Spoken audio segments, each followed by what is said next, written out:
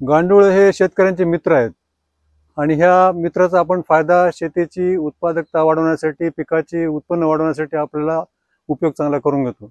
गांडूळाला 3 गोष्टीची फक्त आवश्यकता आहे। एक तर खाद्य पाहिजे त्यांना खायला, अंधार पाहिजे आणि सेंद्रिय पदार्थ आणि ओलावा पाहिजे त्याला। त्यामुळे आपण नेहमी हे बेड तयार करतो। सुरुवातीला काही गांडूळ खतावर याच्यावर टाकतो ढिगावर आणि मग नंतर मग त्याच्यावर सेंद्रिय कचरा वगैरे टाकतो।